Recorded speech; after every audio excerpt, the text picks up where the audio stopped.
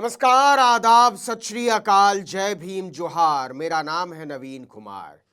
भारत के supreme court ने एक मजाक किया है और यह मजाक उसने किसी और के साथ नहीं किया, खुद अपने ही साथ किया है। उसने एक मामले की सुनवाई के दौरान टिप्पणी की है कि जल्द सुनवाई न होना आरोपी के मौलिक अधिकारों का हनन है। सुप्रीम कोर्ट ने कहा कि चाहे जितना भी गंभीर अपराध हो, जल्द सुनवाई आरोपी का मौलिक अधिकार है और यह संविधान के अनुच्छेद 21 में शामिल है। यूएपीए कानून की धाराओं में जेल में बंद एक आरोपी को जमानत देते हुए सुप्रीम कोर्ट ने यह टिप्पणी की है। आरोपी पिछले 5 साल से पुलिस हिरासत में था। तो सवाल है कि 4.5 साल से बिना किसी सुनवाई के जेल में ठूंस कर रखे हुए जेएनयू के पूर्व छात्र नेता उमर खालिद को कब जमानत दे रहे हैं मिलॉर्ड? क्या मिलॉर्ड बताएंगे कि संविधान का मौलिक अधिकार उमर खालिद के लिए भी है या संविधान में कहीं लिखा हुआ है कि इसके द्वारा दिए गए अधिकार मुसलमानों पर लागू नहीं होंगे? इस टिप्पणी के साथ ही जस्टिस जेबी पारदीवाला और जस्टिस आर महादेवन की पीठ ने आरोपी को जमानत दे दी, जिसे छत्तीसगढ़ पुलिस ने नक्सल गतिविधियों में कथित तौर पर शामिल होने के आरोप में गिरफ्तार किया था। आरोपी साल 2020 से ही पुलिस हिरासत में था। अभियोजन पक्ष को 100 गवाहों से पूछताछ करनी थी, लेकिन केवल 42 से पूछताछ वो कर पाया। 42 ने पूछताछ में लगभग एक ही तरह की बात कही। ऐसे में सुप्रीम कोर्ट ने पूरे 100 लोगों से पूछताछ पर सवाल उठाए और कहा कि सब एक ही तरह की बात कर रहे हैं, इसको और ज्यादा जानने का कोई मतलब नहीं है। यह बात कहने के लिए सुप्रीम कोर्ट को लख लख बधाइयां कि आरोपी जेल में काफी समय बिता चुका है और इस दौरान उसे इतने लंबे समय तक जेल में रखना संविधान के अनुच्छेद 21 में प्रदत्त जल्द सुनवाई के अधिकार का उल्लंघन है। अदालत ने कहा कि लंबी सुनवाई से न सिर्फ आर्थिक बोझ पड़ता है, बल्कि इसके साथ कई सामाजिक प्रभाव और तनाव बढ़ता है। लोगों को आरोप लगने के बाद अपनी नौकरी खोने और रिश्तों के टूटने का कोई मुआवजा भी नहीं मिलता और उन्हें अपनी जिंदगी फिर से शुरू करनी होती है। पीठ ने कहा कि अगर आरोपी ने फैसला आने तक मुकदमे की सुनवाई के दौरान जेल में 6-7 साल गुजारे हैं, तो इसका मतलब है कि संविधान के अनुच्छेद 21 के तहत मिले अधिकार का उल्लंघन हुआ है।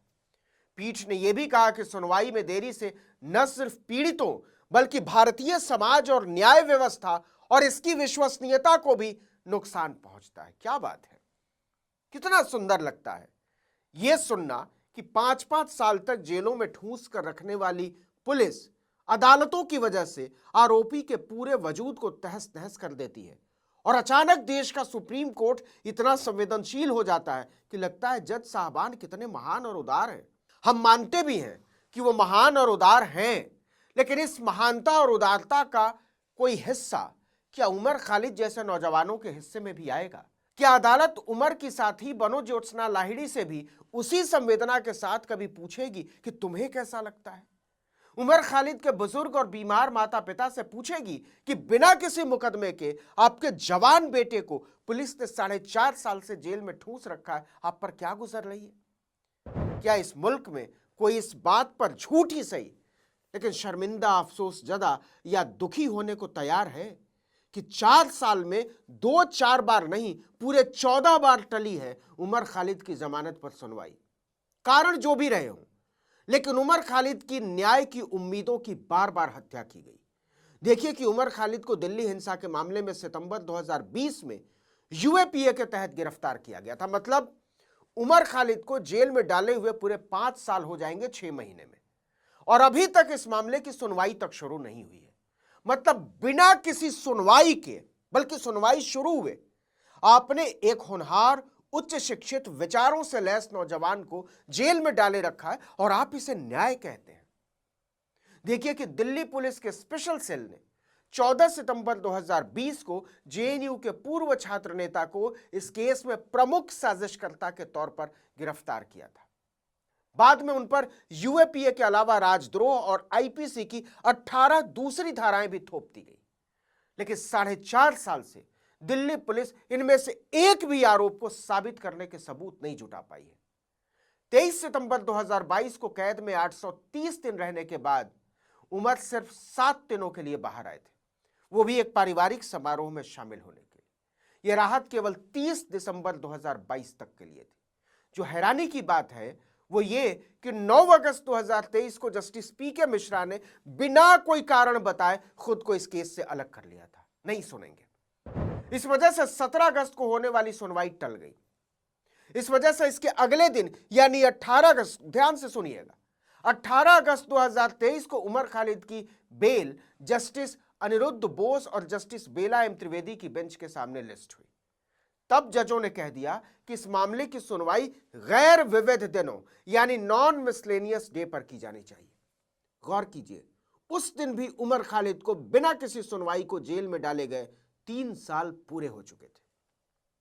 5 सितंबर 2023 को उमर खालिद के वकील कपिल सिब्बल 24 जुलाई की ही तरह फिर से उपलब्ध नहीं थे, क्योंकि वो आर्टिकल 370 से जुड़े केस में व्यस्त थे।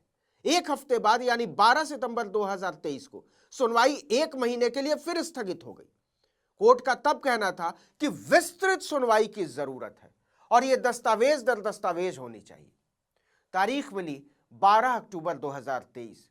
उस दिन कपिल सिब्बल हाजिर थे, लेकिन उस दिन टॉप कोर्ट ने सीधे सीधे कह दिया कि उमर खालिद की जमानत पर सुनवाई के लिए हमारे पास समय नहीं है। वो भी तब जब कपिल सिब्बल ने लगभग गिड़गिड़ाते हुए कहा था कि मिलॉर्ड केवल 20 मिनट दे दीजिए, मैं 20 मिनट में यह दिखा सकता हूं कि उमर खालिद के खिलाफ दरअसल कोई केस ही नहीं बनता है। अगली तारीख मिली 29 नवंबर 2023। फिर से कपिल सिब्बल उपलब्ध नहीं थे। इस बार तो दोनों पक्षों के वकीलों ने मिलजुल कर कह दिया कि अगली तारीख दे दीजिए, हमारे पास समय नहीं है।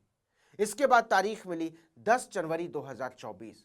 उस दिन additional solicitor general SV Raju ने कह दिया कि हमारे पास समय नहीं है। अद्भुत तो तब हुआ जब 24 जनवरी 2024 को मामला लंच ब्रेक से ऐन पहले दोपहर 12:45 पर लिस्ट हुआ, लेकिन 1 बजे लंच के चलते जजों की बेंच उठ गई। उमर खालिद को उस दिन कैद में कुल 1227 दिन पूरे हो चुके थे। अगली तारीख मिली 31 जनवरी 2024। बेंच ने कहा हमारे पास ईडी समेत कई दूसरे बहुत जरूरी मामले हैं, उमर खालिद की जमानत पर अब 1 फरवरी को सुनवाई करेंगे। और 1 फरवरी 2024 को जस्टिस त्रिवेदी और जस्टिस मित्तल की बेंच ने एक बार फिर से सुनवाई स्थगित कर दी। 7 फरवरी 2024 को बताया गया कि जस्टिस त्रिवेदी हफ्ते भर के लिए संविधान पीठ में व्यस्त हैं और अभी अगली तारीख नहीं दी जा सकती। तो पूछने का हक बनता है कि सुप्रीम कोर्ट ने जो महान उद्गार व्यक्त किए हैं कि जल्द सुनवाई न होना आरोपी के मौलिक अधिकारों का खुल्लम खुल्ला उल्लंघन है और चाहे जितना भी गंभीर अपराध हो, जल्द सुनवाई आरोपी का मौलिक अधिकार है और ऐसा न होने से जिंदगी और रिश्ते बिखरने लगते हैं, उस उद्गार से उमर खालिद का नाम काट तो नहीं दिया है। और अगर काट नहीं दिया है तो फिर न्याय की उम्मीदें इस उद्गार को ओढ़ें या बिछाएं। बता तो दीजिए मिलॉर्ड कि इन उम्मीदों को तोड़ने का जिम्मेदार कौन है और कसूरवार कौन है, और यह भी साथ ही बता दीजिए कि इसे देश का सुप्रीम कोर्ट अपराध मानता भी है या नहीं। इस वीडियो में इतना ही, लेकिन अगर आपने आर्टिकल 19 इंडिया को अब तक सब्सक्राइब नहीं किया है तो फौरन कर लीजिए, बेल आइकॉन दबाइए, घंटी जैसी आकृति, लाइक कीजिए और कमेंट करके बताइए हमारा वीडियो आपको कैसा लगा। हमारा ट्विटर हैंडल है article19_India और मेरा ट्विटर हैंडल है नवीन जर्नलिस्ट। नमस्कार।